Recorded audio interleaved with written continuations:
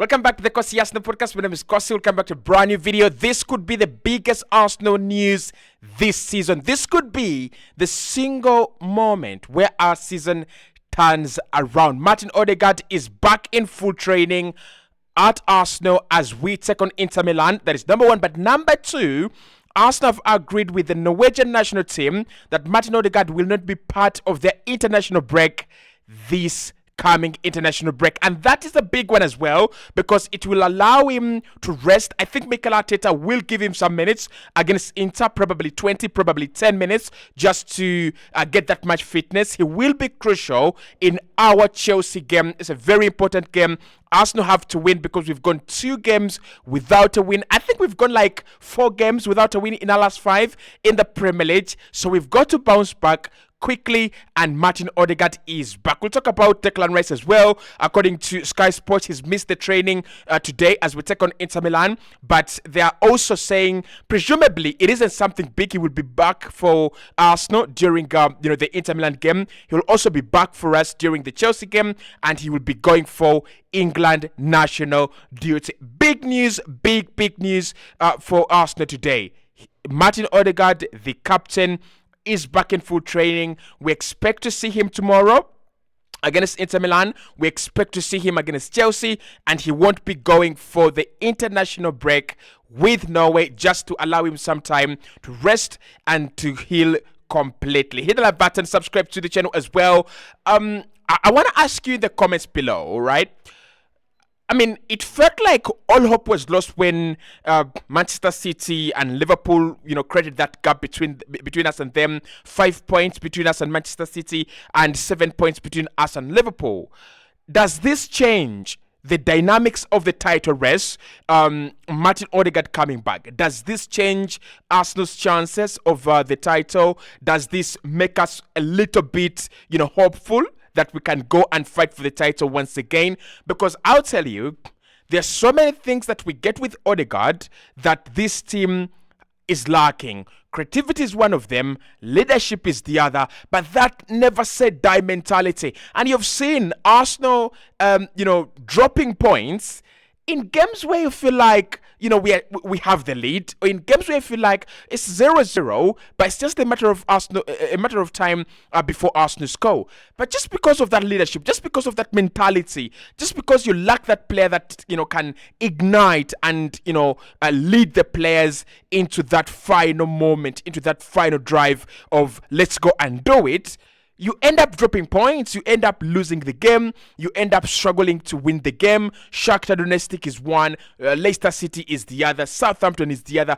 All these are games where Arsenal could have easily won comfortably, but we struggled to win. And in some instances, for example against Bournemouth, we didn't win the game because you don't have that player like Martin Odegaard. So it's been confirmed by the Arsenal website themselves that Martin Odegaard is back stronger, and he is back in full training. You can see him there on your screen. We have a few videos that are circulating around. I will use this one from Sky Sports. I hope they don't actually copyright my video.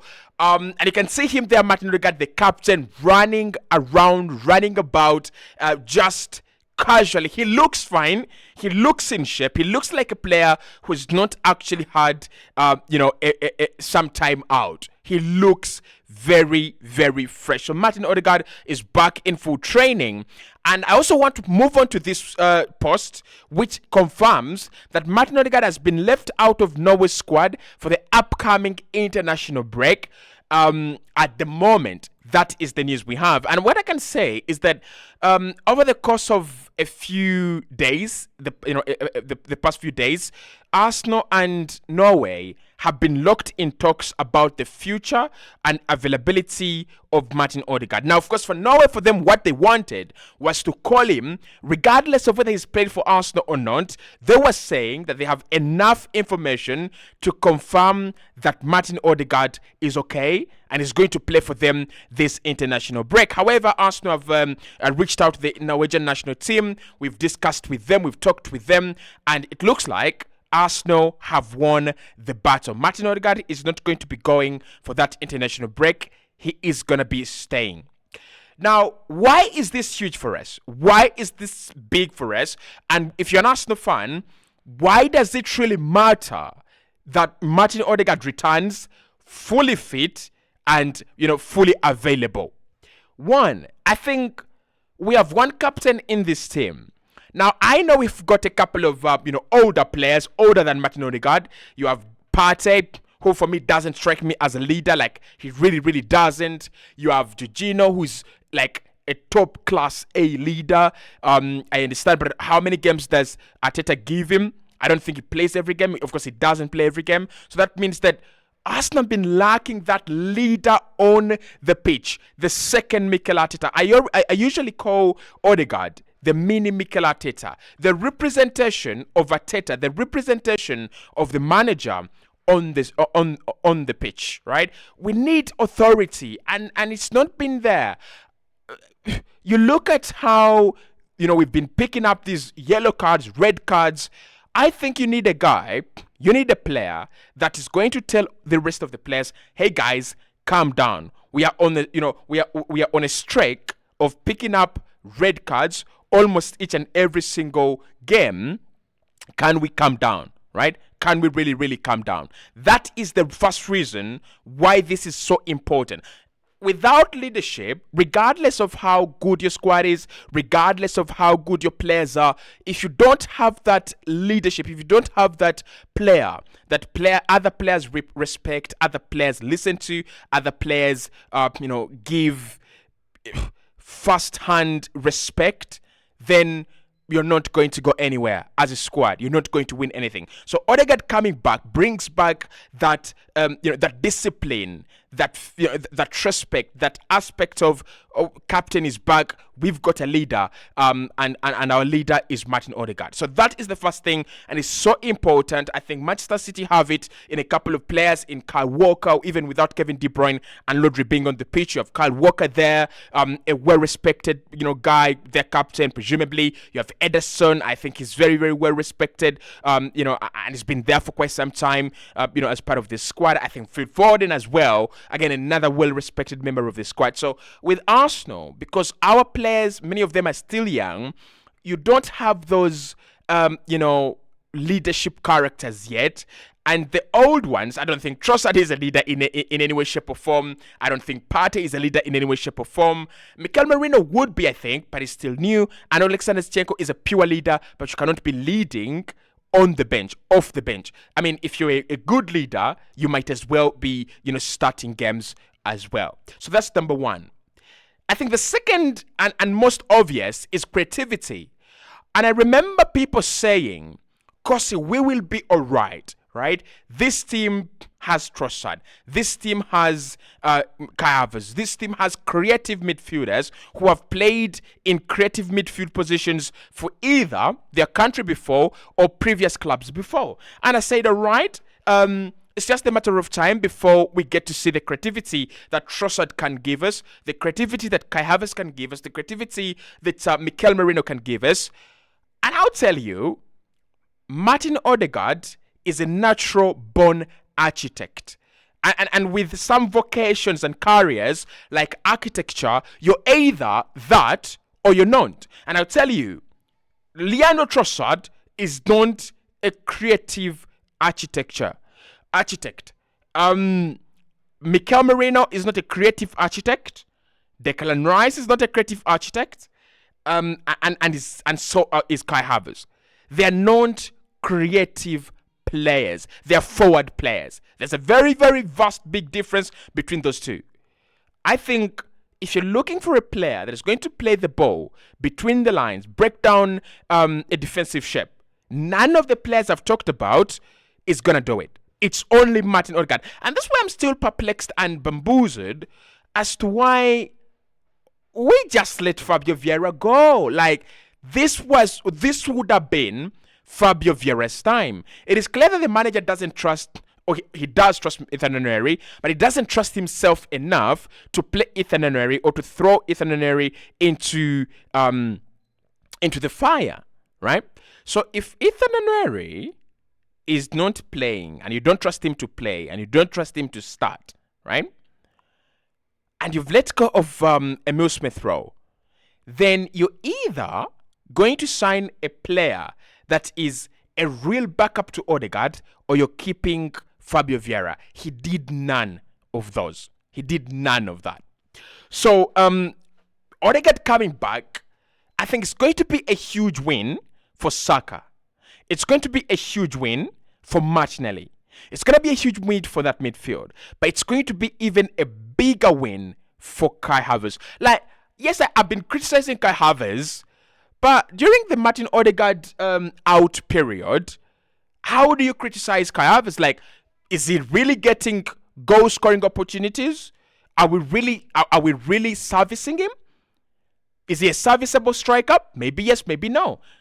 But towards the back end of the last campaign, he showed us that he is a serviceable player. He is a serviceable forward. But without Odegaard, you can't really say that this guy is letting us down, because we are actually letting him down. We're not servicing him. So with Odegaard coming back, Arsenal's numbers have got to, and I think this is again harsh and too much, but Arsenal's numbers have got to go up drastically in terms of scoring goals, in terms of, in terms of output. Our numbers have got to go up, and they can go up. So this season, just to put you in perspective, Arsenal have scored 17 goals, and we have conceded 11. Now, Liverpool have scored 19. Man City have scored 21, Nottingham Forest have scored 14, and Chelsea have scored 20. So Arsenal, out of the top 5, right? Out of the top 5, actually top 6, top 7, even Spurs have scored more goals than us. So out of the top 7, Arsenal and Nottingham Forest have scored the least number of goals. And I think part of that is because Mikel Arteta thought he could win the Premier League with a tight defense. 2 goals is enough for you to win a game. But what we have seen is that tight defense and that system and that plan didn't put into account what if you have 2 defenders injured. Like what if we have Calafiori and Timber injured? You can no longer rely on that defense, can you now? No, you can't. So with Odegaard coming back, it means Arsenal can go back to what we're used to. Playing well-coordinated football, a brave player that can play between the lines, but also that creative spark, that player that we are sure he is going to create real quality chances. That is the second reason. But that's not all. The third reason as to why this is a turning point in our season, I think Martin Odegaard is just different, and it will bring back the unpredictability to the team. We have been so average. I remember I've used the word garbage on this team. I've used the word rubbish on this team, and I've never felt satisfied. Without Odegaard, this team has been so basic, like so ordinary. I mean, if Trossard has the ball, what is he going to do? If Kai Havertz has the ball, what is he going to do if they don't shoot? So the team is going to come from the shoulders of one player, which is Saka. And that means that basically it meant that if a team could stop Bukayo Saka, they could stop us. To now having Odegaard, we're going to have that triangle working again. Ben White, Odegaard, and Saka. And again, this is very important for us because with Odegaard, Saka, and White now getting their partnership back, Mikel Arteta can focus on building the same chemistry on the left-hand side, right? We need we need some kind of symmetry on that left-hand side.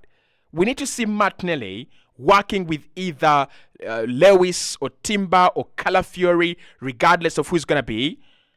Maybe with Rice or Merino. We need to see some kind of energy on the left-hand side. And with Odegaard coming back, it means that as the team really builds its energy on the right-hand side, Mikel Arteta can find a way of replicating the same system on the right to create it on the left-hand side. So Odegaard coming back is massive if you're an Arsenal fan. It's massive if you're a rival fan. Like, I just feel so strong for the Inter Milan game now. I just feel better about the Chelsea game. And I just feel better about Nottingham Forest, Sporting Lisbon, Christmas.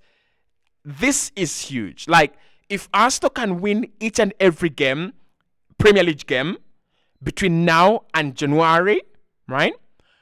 City will drop some points somewhere. Liverpool will drop points somewhere. And we've played both of them in the first leg. If we can get into January with Liverpool 3 points ahead of us, Man City maybe 2 points ahead of us, it's going to be an interesting title race, right? That's why I'm saying at the moment, this is the best thing that could happen to Arsenal right now. Now, I've seen a few articles about Rice. Sky Sports Damisheth says that another player not out there in Arsenal training at the moment is Declan. We are just trying to get some information from Arsenal, but I'm told it is nothing to worry about. He might just be all right. So Declan Rice, again, one of those players that have not had a good season so far.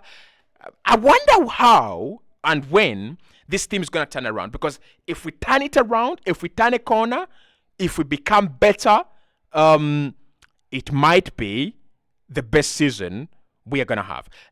Let's talk later on.